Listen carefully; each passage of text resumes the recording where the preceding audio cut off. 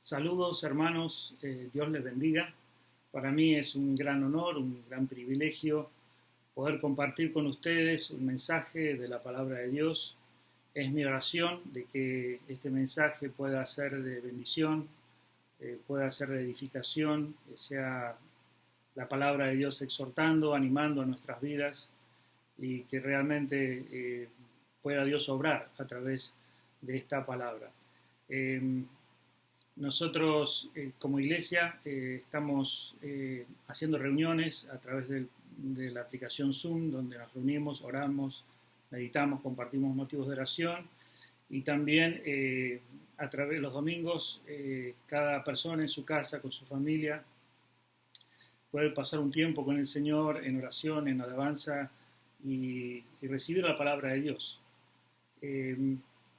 También quiero decirles que podemos realizar ofrendas a través de la página web de la iglesia, que es qcac.org. Allí usted puede ingresar y allí hacer sus ofrendas, o bajando la aplicación en su celular donde dice Queens Christian Alliance Church. Esa aplicación también le permite ingresar los datos para hacer ofrendas. Quiero compartir con ustedes un mensaje de la palabra de Dios basado en el libro de Filipenses.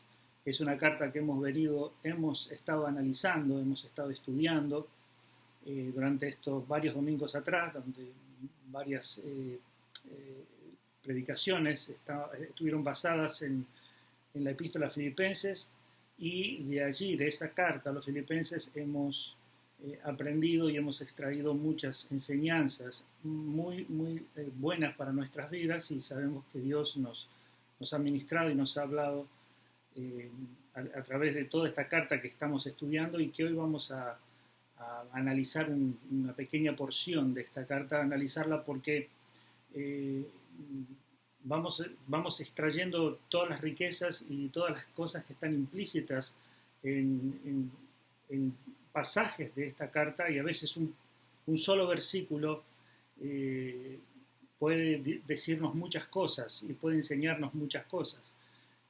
Hace varios domingos atrás estuve hablando sobre lo que el apóstol Pablo dice a través de Filipenses acerca del gozo, y justamente en el versículo 1, en el capítulo 3, versículo 1 dice: por los demás, hermanos, gozaos en el Señor, a mí no me es molesto el escribiros las mismas cosas, y para vosotros es seguro. Pablo está diciendo, la palabra de Dios que ustedes reciben es segura, es una palabra firme, los va a afirmar y les va a dar seguridad. Y si yo tengo que hacerlo una y otra vez, lo voy a hacer porque es fundamental para sus vidas. Y se los dice acompañado de ese mandamiento que está allí, que es gozarse, gozaos en el Señor. No le está diciendo, bueno, traten de estar contentos siempre y cuando las circunstancias sean favorables, sino que les habla del gozo como algo que ellos deben poner en práctica, deben manifestar a partir del conocimiento y de las verdades que están impartidas en la palabra de Dios.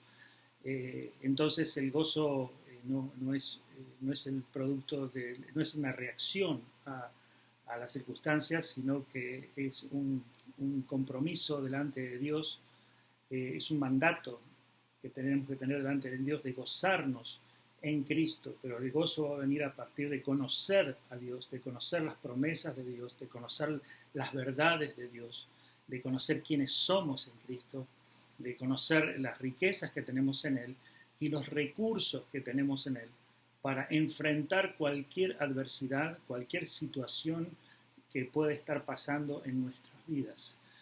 Tenemos muchísimas necesidades, hay muchísimas cosas por las cuales podemos estar atravesando, desde cosas simples y sencillas hasta dolores trágicos.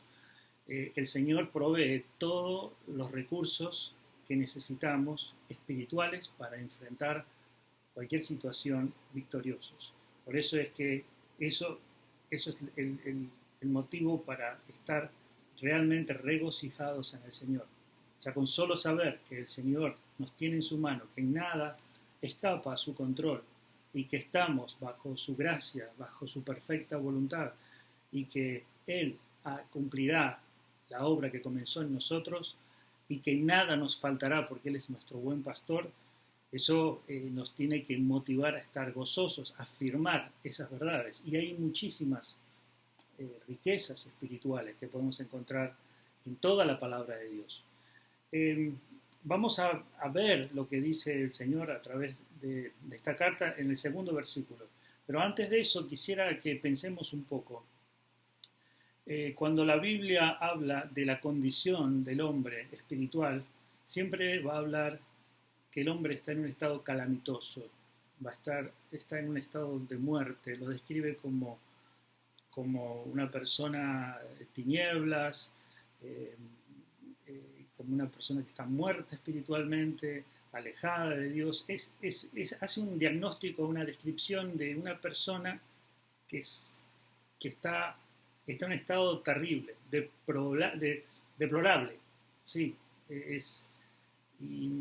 y uno piensa, bueno, pero ¿por qué yo eso no puedo verlo en una persona? Yo veo una persona que quizás no tiene la fe que yo tengo, no cree en Jesucristo, pero yo no lo puedo ver como una persona así, en un estado tan oscuro. Lo veo quizás como una persona normal, alguien que tiene valores, y ¿por qué no veo todo como la Biblia lo ve? ¿Por qué la Biblia me describe a una persona en su estado espiritual sin Dios, sin Cristo, sin haber creído en Jesucristo? ¿Cómo lo describe así, de una forma tan terrible, ¿no? Bueno, y eso es porque la palabra de Dios da un diagnóstico a través de la mirada del Espíritu. El Espíritu ve lo que nosotros no vemos. Entonces, en la palabra de Dios nos revela cómo está la condición del hombre realmente. Y aunque nosotros no vemos eso, porque nosotros vemos lo exterior, vemos cómo se comporta, cómo habla, lo que dice, a partir de lo que dice, a partir de cómo se comporta, entendemos cuáles son sus valores, y lo juzgamos y nos juzgamos a nosotros y nos comparamos, pero no vemos la realidad calamitosa en la que se encuentra el ser humano, no la podemos ver. Pero la palabra de Dios lo describe así. Sabemos que a veces se puede ver, exteriorizar algo de ese estado de muerte, como la palabra de Dios dice que el hombre está muerto, separado de Dios, en delitos y pecados, destituido de la gloria de Dios, hijo de ira, hijo de condenación. A veces se pueden manifestar esas cosas en las personas, se revelan esas cosas.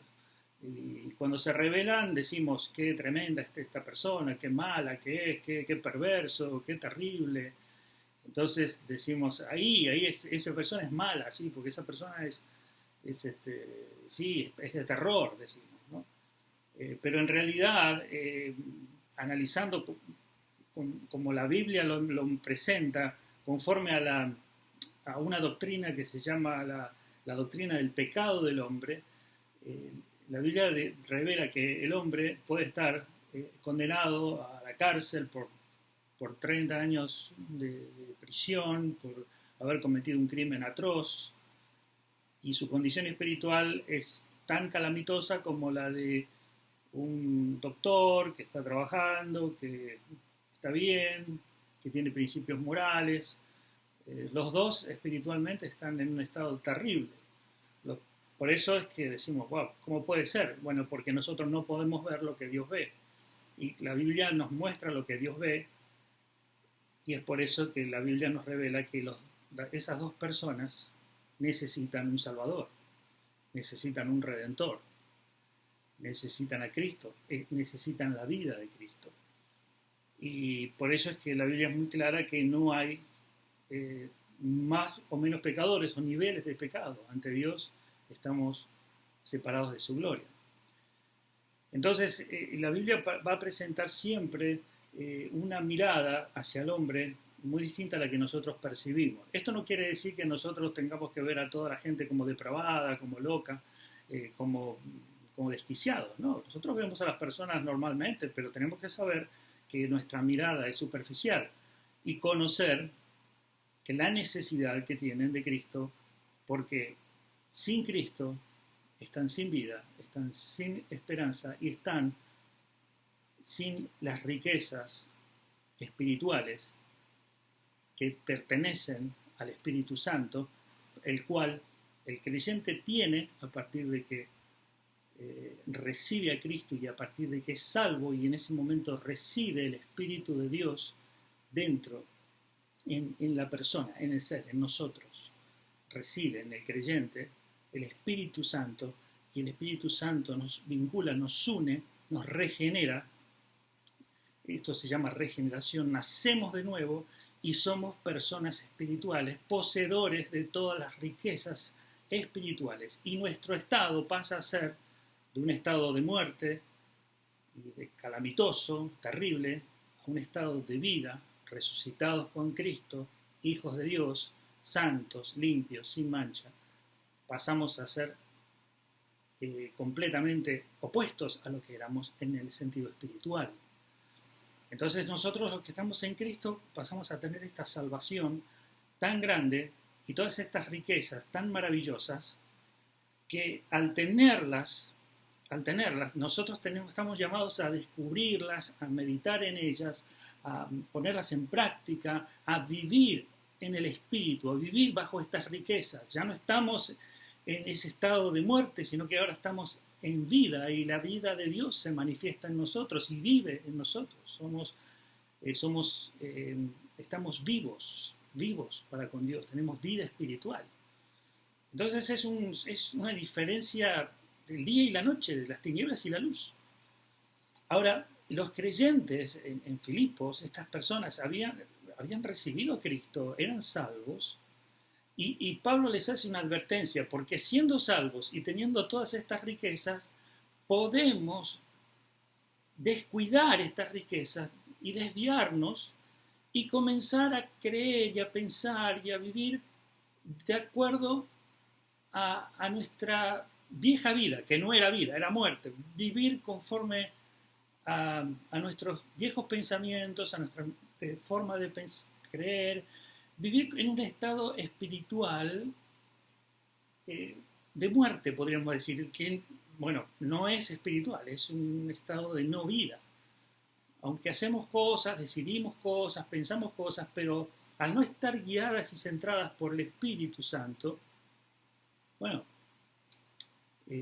perdemos de disfrutar la plenitud de Dios, perdemos de disfrutar las riquezas que el Espíritu Santo otorga, perdemos de conocer y vivir en esa plenitud de comunión con Dios y de todas las maravillas que Dios hace en nosotros y a través de nosotros. Es decir, toda esa transformación que produce el Espíritu en nuestro ser, espíritu, alma y cuerpo, todo eso lo vamos dejando de lado y no lo tenemos en cuenta, no meditamos en eso, y nuestra mente y nuestro corazón se van llenando de cosas que no tienen nada que ver con las riquezas espirituales.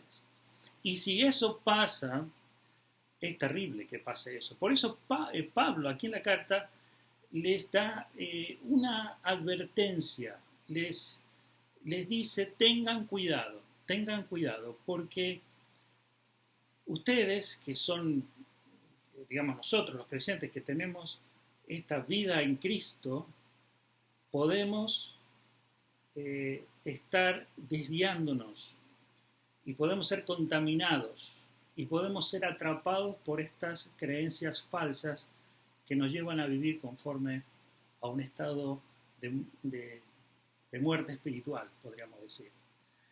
Entonces, ¿qué advertencia le da? Fíjense, les da una advertencia y les dicen sean precavidos, sean cuidadosos.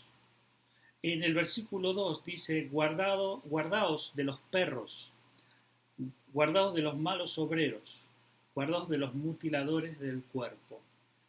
Él le dice, tengan cuidado, sean precavidos, tomen precauciones, estén atentos. Justamente hoy estamos escuchando mucho de esas palabras, de tomar precaución, tener cuidado con el virus, cuidado con lo que puede contaminarnos, cuidado con aquello que entra a nuestro cuerpo.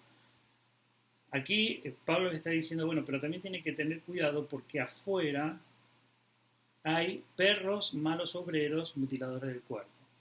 Y no quiero ahondar mucho por qué usa estos términos, pero básicamente está hablando cuando habla de perros, en ese tiempo los perros no eran mascotas, no eran animalitos lindos y tiernos, sino que eran animales salvajes que mataban, que andaban en manada, que mordían, que eran sucios y bueno, traían una cantidad de... Eran animales de los cuales había que cuidarse porque te podían atacar, te podían morder, te podían transmitir enfermedades. Eran salvajes, eran animales salvajes. Entonces, por el daño y por la crueldad que tenían, Pablo los compara a estas personas. Dice, guardémonos de los perros, pero se está refiriendo a personas. Y ahora quiero ir avanzando un poquito a qué se refiere. Se refiere a malos obreros, también los titula como malos obreros. Y les dice algo más, mutiladores del cuerpo. Y aquí quiero hacer una salvedad, porque cuando se refiere a mutiladores del cuerpo, se estaba refiriendo, acá está describiendo y está refiriendo a una característica de los judíos. Estos eran los judíos. Y mutiladores del cuerpo se refiere al acto de la circuncisión. ¿Sí? Voy a explicar un poquito más qué se refiere a esto. Tengan cuidado con estas personas que realizan el acto de la circuncisión y que obligan a circuncidar, que los obligan a circuncidarse. Por eso le llamas mutilador del cuerpo, porque es el cortar el prepucio. Estaba hablando de estas personas. Pero los califica como perros y malos obreros. Y nos dice, tengan cuidado. Ahora, yendo a la historia y viendo lo que estaba pasando, ¿qué pasaba con los creyentes en ese tiempo? ¿Por qué Pablo les dice a ellos, cuidado con estas personas? Bueno, para describirlos ya sabemos, eran judíos. ¿Por qué decimos que eran judíos? Bueno, hay varias referencias y mucha información en la Biblia que hace referencia a que eran personas de la religión judía. Los filipenses, muchos de ellos eran también judíos. De hecho, una de las primeras personas que se convirtió a Cristo era una mujer que era judía. Y bueno, se cree que en la iglesia de Filipos había una gran cantidad de personas de tradición judía. Entonces los judíos, las personas importantes, religiosos, maestros que tenían cargos de liderazgo en el judaísmo, tenían contacto con los creyentes nuevos, con las personas que estaban con la fe de Jesucristo, con esta vida nueva, pero estas personas venían a hablar y a enseñar y a transmitir enseñanzas, tenían mucha autoridad, tenían mucho renombre, muchos eran maestros, pero estas creencias y todas estas enseñanzas que ellos le daban a los creyentes tenían una cantidad de creencias basadas en la Torá del Antiguo Testamento y no estaban de acuerdo a la nueva revelación, a la revelación de Jesucristo, y estaban obligando a las personas a aplicar muchas de las mandamientos y las ordenanzas del Antiguo Testamento, sobre todo de cumplir ordenanzas litúrgicas que ya ahora en Cristo no eran necesarias cumplir, porque en Cristo cumplimos todas las ordenanzas litúrgicas que Dios ordenó al pueblo judío, pero esos judíos estaban tratando de que las personas cumplan con liturgias ordenadas en la Torá. También habían ceremoniales, también habían muchas cosas que no eran bíblicas, que no estaban en la Torá, sino que fueron incorporadas al tiempo, a lo largo de la historia, llamadas las tradiciones. O sea que además de todo lo que tenían las enseñanzas del Antiguo Testamento, de la Torá, la habían mezclado con una serie de lo que se llamaban tradiciones, y habían hecho como libros y escritos aparte que como que le agregaban una cantidad de reglas, de normas, de ceremonias, Entonces sumergían a la gente en una religiosidad, en cumplir una cantidad de mandamientos que no eran para nada los mandamientos, o sea, no tenían nada que ver con las enseñanzas apostólicas, las enseñanzas del Espíritu, las enseñanzas que el apóstol estaba dando, no tenían nada que ver con el Evangelio de Cristo, no tenían nada que ver con la palabra transformadora, con la palabra de Cristo, con el Evangelio de Jesucristo, con la palabra que Dios había revelado a los apóstoles y con esa palabra que los había salvado, que por medio de esa palabra ellos recibieron a Cristo, fueron salvos, recibieron el Espíritu Santo. Estas enseñanzas no tenían nada que ver con eso. También tenían muchas fábulas, muchas tradiciones, muchas leyendas. De las leyendas y de los cuentos sacaban aplicaciones y enseñanzas y descubrían misterios y toda una cantidad de cosas. Bueno, obviamente no había, quizás eran expertos en contar, digo, que en ese tiempo obviamente no había Netflix, no había ninguna de estas redes que las personas podían meterse a llenar sus mentes con historias y fábulas y cosas entretenidas, pero que al mismo tiempo les daba a ellos como una seguridad en lo espiritual y todo tenía que ver con cuentos, fábulas, historias. Así que era un cúmulo de cosas que estas personas llevaban a la iglesia. También traían supersticiones, dogmas, leyes, o sea, cosas que decían, bueno, Dios va a, si tú cumples esta serie de cosas, Dios va a hacer algo, como dogmas, supersticiones. Ellos también traían eso. Hoy lo vemos también muy seguido. Le contaba hoy, hablaba con mi esposa y le contaba que vi cómo hay me llamó la atención el título de un mensaje en YouTube sobre el tema del coronavirus que estaba asociado cómo parar el coronavirus. Bueno, uno se está informando mucho, pero me sorprendí porque este video apareció un rabino judío, pero se ve que era una rama del judaísmo, no del judaísmo tradicional, sino que una rama del judaísmo, pero este hombre comenzó a hablar del coronavirus. Para hacer corta la historia, decía que este virus era producto de que Dios estaba Dios estaba quitando la protección de que Él tiene sobre el mundo, por eso cuando Dios quita la protección, todos estos males vienen. Entonces sacó un cuerno, sacó una corneta, el shofar, ¿no? Y empezó a tocar, así como una bubucela, tocaba, y el tipo ahí empezó a tocar la corneta, la bubucela, pero con la teoría de que ese sonido hacía que Dios protegiera a la humanidad. O sea, según él había que conseguirse uno de estos, bueno, que es un instrumento muy tradicional típico del judaísmo, el shofar, y tocando el shofar, ese sonido moviliza a Dios para que, ponga protección y ya no vengan virus a atacar la tierra.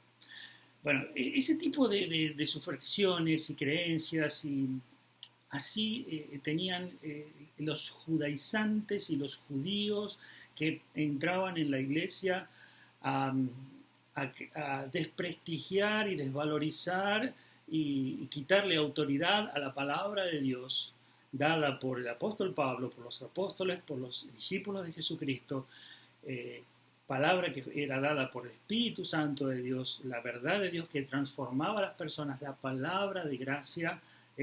Estos hombres judaizantes, los judíos, se llaman judaizantes porque querían traer a los creyentes en Cristo, a los salvos, a los que tienen nueva vida, traerlos a la práctica de estas creencias, de todas estas creencias religiosas y todas estas imposiciones. ¿Con qué propósito? ¿Por qué lo querían hacer? Porque le hacían creer a las personas de que ellos no poseían esas riquezas espirituales, de que tenían que ser aprobados por Dios y aceptados por Dios, que ellos habían creído en Jesús, pero ahora tenían que ser aceptados por Dios, siempre y cuando se esperaran en cumplir esos cientos de miles de requisitos que lo único que hacían eran hundirlos cada vez más en, en la oscuridad y en la mentira.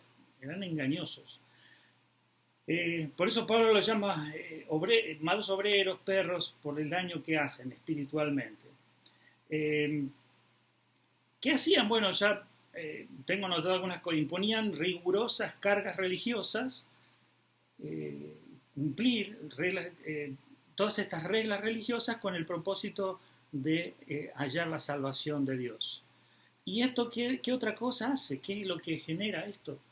Esto incentiva el orgullo de la persona. Porque cuando una persona dice, bueno, yo voy a celebrar y voy a cumplir y voy a hacer esto y me voy a poner el trajecito de acá y me voy a poner la medallita para este lado y voy a hacer la oración para arriba y voy a hacer la oración para abajo y voy a sentarme así y me voy a arrodillar así y voy a poner la mano para allá y voy a hacer todo. Y cuando la persona más se mete en tratar de cumplir, ¿qué pasa? Se siente bien, se siente que, wow, yo soy una persona que logro agradar a Dios porque me estoy disciplinando y estoy haciendo cosas y entonces ¿qué genera? Orgullo. No, nada que ver con la humildad, o sea, genera lo malo de nosotros, es el orgullo. Y también generaban discriminación, o sea, ya si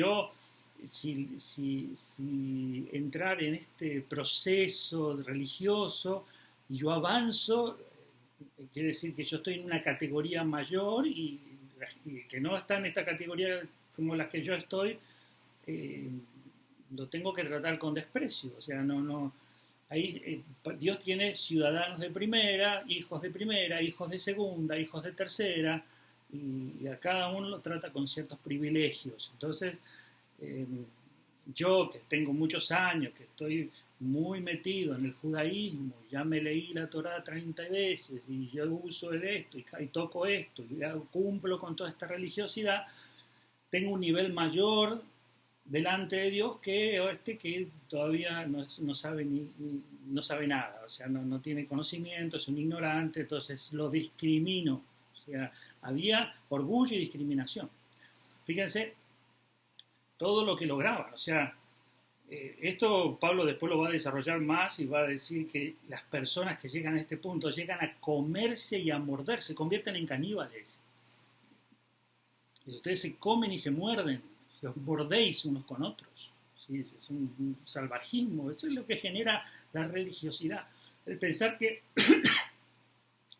que nosotros podemos alcanzar a agradar a Dios con nuestras obras, con imponernos cosas religiosas. Y si las personas empezaban a creer eso, aunque eran salvos, aunque tenían el Espíritu Santo, aunque poseían todas las riquezas de Dios, todas esas creencias contaminaban a la persona y dejaban todas esas riquezas de gracia, todos esos dones que Dios había dado, los ponían a un costado y se iban tras estas creencias falsas que generaban discriminación, orgullo y vanagloria, porque se hacían que se gloriaran en sí mismos. Esto de enorgullecerse era gloriarse en la carne, Pablo lo llama. Gloriarse en la carne. Gloriarse en la carne significa vanagloriarse o fanfarronear, o creerse algo por cumplir ciertos requisitos religiosos y ritualistas.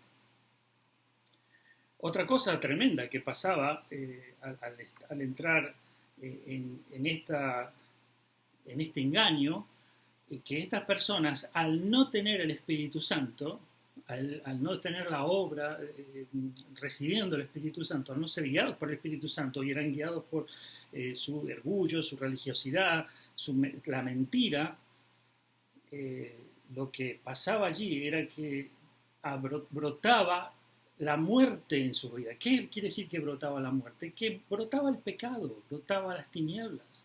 se revelaba de alguna u otra manera todo lo que dijimos recién, el orgullo, la mentira, el egoísmo, las desviaciones de todo tipo. Porque al no tener el Espíritu Santo, la persona no puede tener convicción de pecado, no puede ser transformado, no entiende que es una persona nueva, cree que va a llegar a Dios por medio de su esfuerzo. Al no estar el Espíritu Santo, la persona va a manifestar corrupción. Les digo algo, pensando un poquito en esto. ¿No se ven acaso las manifestaciones de pecados aberrantes muchas veces en personas religiosas? Piénsenlo. Generalmente las personas que confían en su religiosidad y toman su religiosidad como el sumum, como no tienen el Espíritu Santo y como no tienen una vida en el Espíritu, lo que manifiestan y lo que brota de su interior es lo que hay, que es pecado. Y es por eso que se pueden ver en líderes religiosos que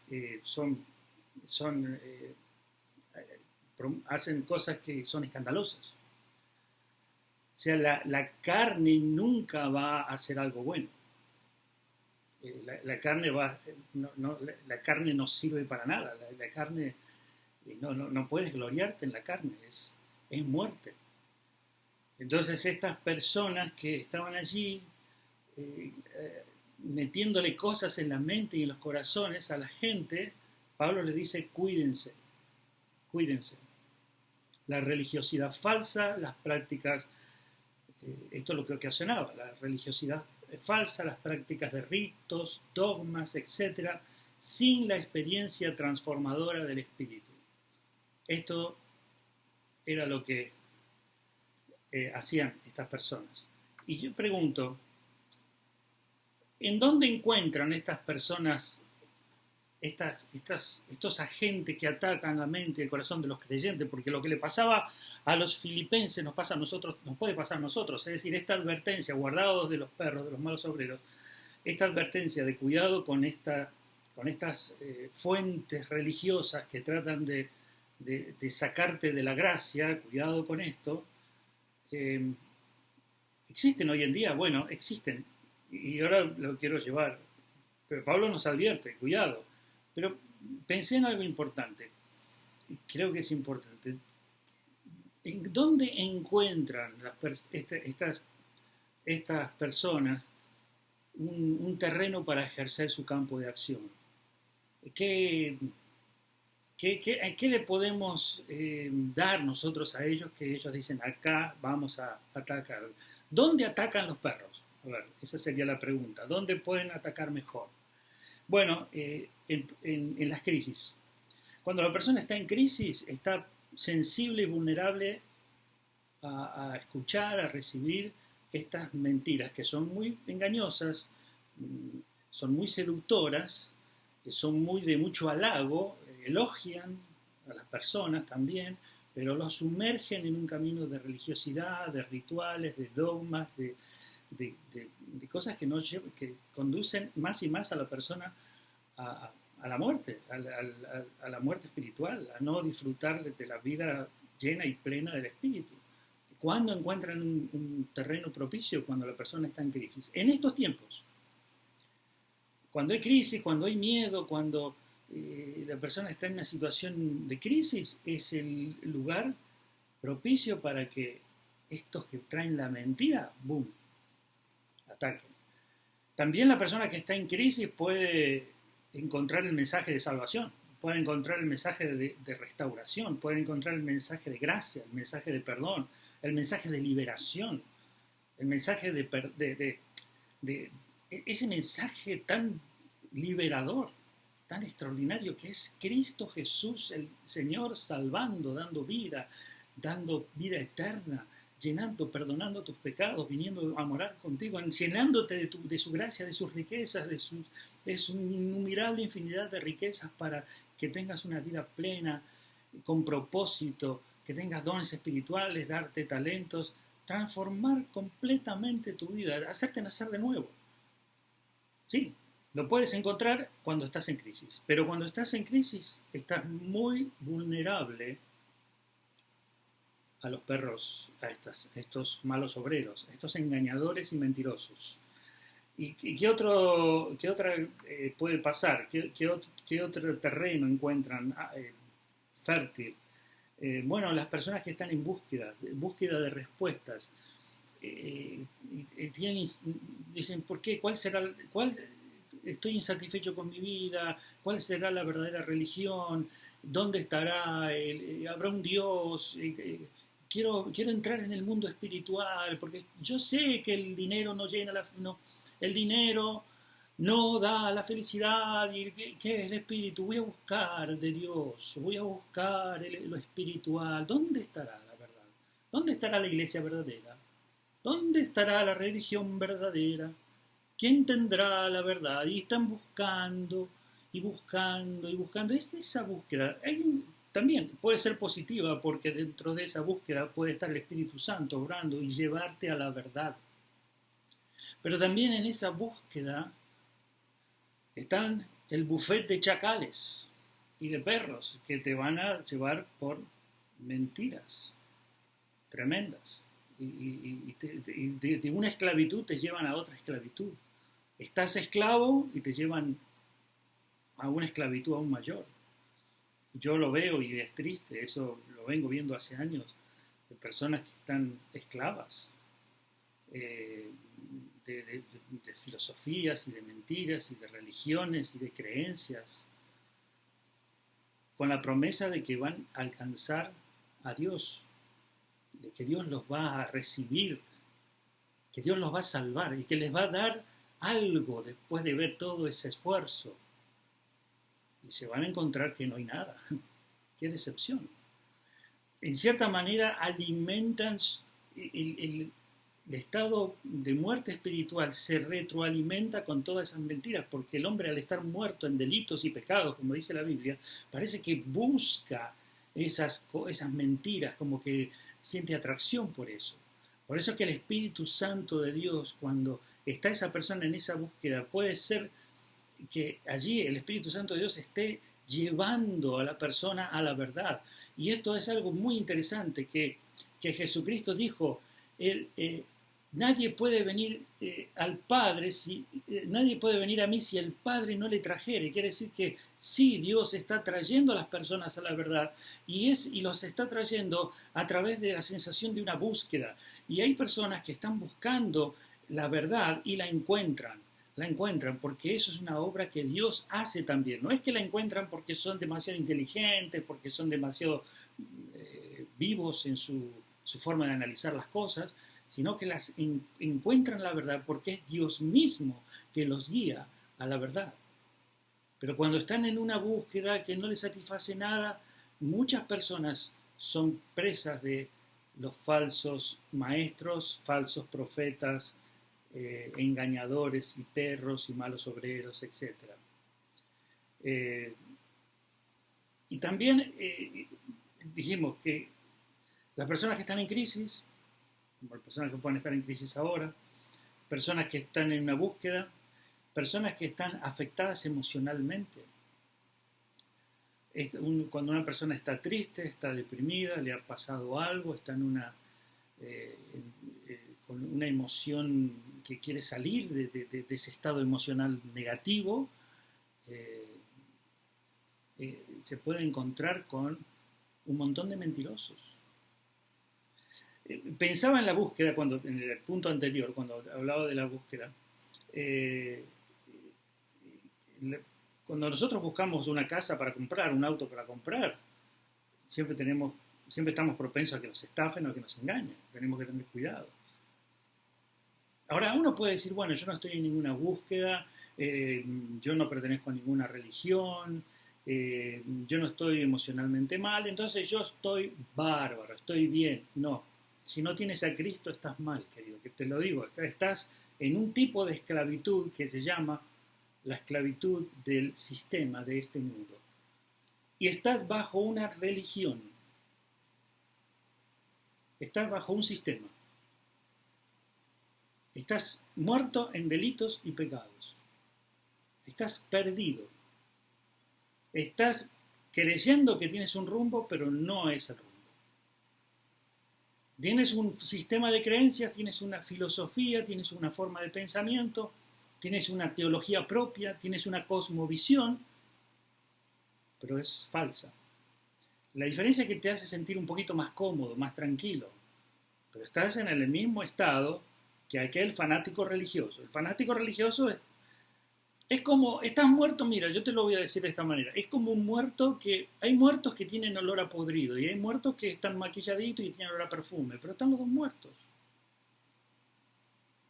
Yo estaba muerto en delitos y pecados, estaba sin Cristo. ¿Qué diferencia tenía yo con alguno que estaba perdido en una secta religiosa, en una secta satánica? No había ninguna diferencia. Perdido completamente. Por eso es que necesitamos de Cristo, por eso que Cristo vino a salvarnos. Él vino a salvarnos. Él vino a rescatarnos. Él no es una religión, él no es un sistema de creencias. Él es el que te da vida, el que te da perdón, el que te da salvación, el que te inunda con su Espíritu Santo y te llena de un montón de infinidad de riquezas espirituales en las cuales tú tienes que, es como un tesoro al cual uno tiene que ir descubriendo y viviendo y disfrutando. Es maravilloso.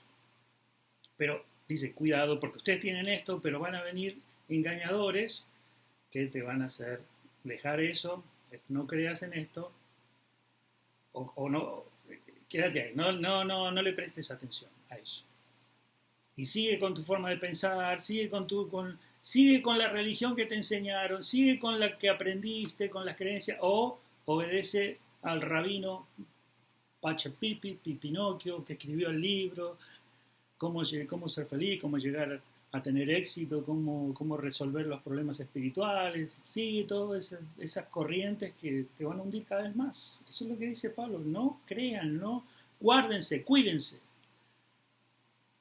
¿Cuál es el resultado?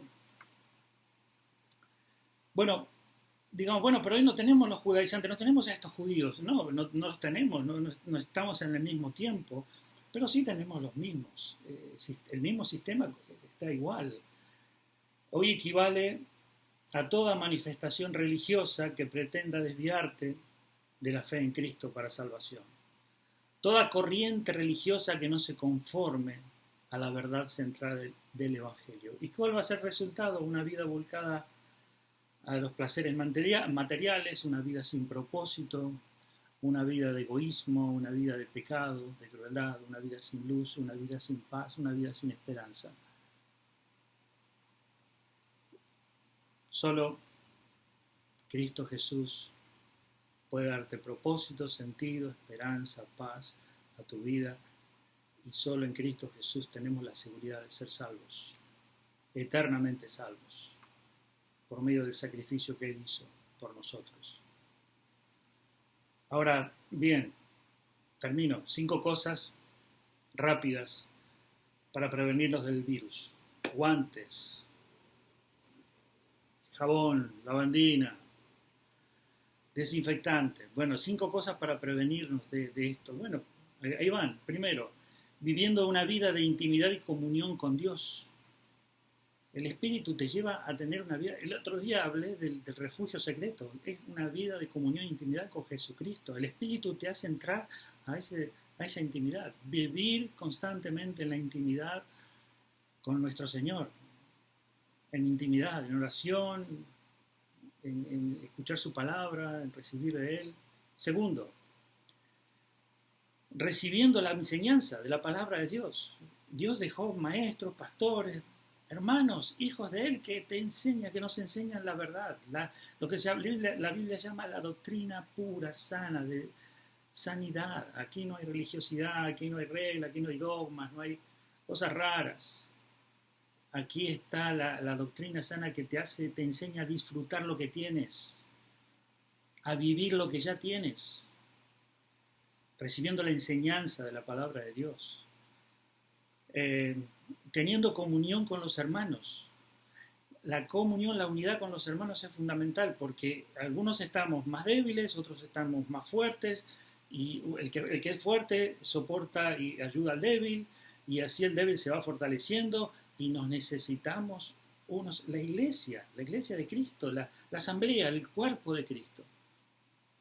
Permanecer en el cuerpo de Cristo, juntos, genera anticuerpos contra todos estos males, manteniéndonos en oración unos por otros,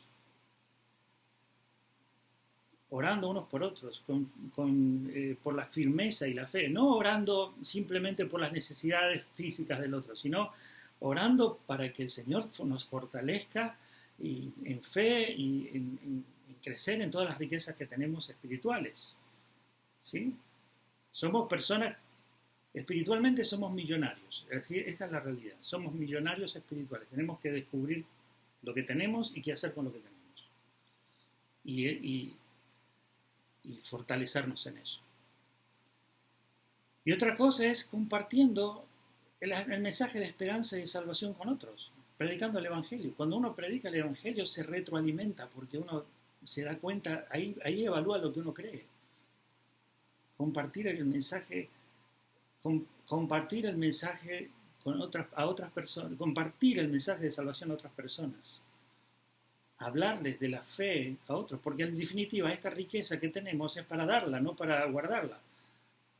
Es algo que recibimos constantemente, es como Jesús lo dijo como si fueran ríos de agua viva, o sea, ríos, como una catarata que llega a tu vida y es un río que fluye y que inunda de bendición a otros. Entonces necesitamos estar protegidos, porque estos perros, estos malos obreros están ahí. Están afuera. Bueno, están adentro, están en la televisión, están en casa. Y tenemos que aislarnos de eso. Aislarnos. ¿Pero cómo? Bueno, con lo que acabo de decir. En intimidad con Dios, recibiendo la enseñanza de la palabra de Dios, teniendo comunión con los hermanos, manteniéndonos en oración unos por otros, predicando el Evangelio, sirviéndonos unos a otros, en comunión con Cristo. Y asidos de la palabra de vida. Pablo vuelve a decir, asidos de la palabra de vida y regocijarnos. Tenemos muchos motivos para regocijarnos, porque cualquier circunstancia que pueda estar pasando, el Señor va a estar allí. Guardado de los perros, de los malos obreros, de los mutiladores del cuerpo. Cuídense, porque hay grandes riquezas que tienes en Cristo y hay quienes quieren desviarte de esas riquezas. Quiero invitarte a que tengamos una oración. Dile así al Señor, Señor, yo estoy propenso a ser engañado, a menospreciar las riquezas que tengo en ti, a menospreciar los valores tan tremendos que hay en tu persona, en tu Espíritu Santo, morando en mí, Señor. Te pido, Padre, que tú, Señor, me llenes de tu palabra, me rodees, Señor, de personas que me edifiquen, que me hablen de la gracia, que me hablen de la verdad del Evangelio y ayúdame a estar fuerte frente a las amenazas y las acechanzas de falsos profetas, engañadores, malos obreros que quieren desviarme de la gracia, Señor. Gracias por esta advertencia y gracias porque me llamas a la reflexión y me llamas a pensar, Señor, de cuán grande es tu salvación, cuán grande es la salvación que me has dado, cuán grande es el propósito que me has dado. En Cristo Jesús lo tengo. Gracias, Jesús, gracias por tu gracia sobre mí, inmerecida, porque no lo has hecho por mis obras, sino porque viste mi condición de muerte espiritual, desamparado y calamitosa mi estado espiritual, pero yo me aferré a tu salvación, me aferré a la verdad del Evangelio y declaro que Cristo es mi Salvador y que en ti tengo vida hoy. Amén, Señor. Amén. Gracias, hermanos. Dios les bendiga.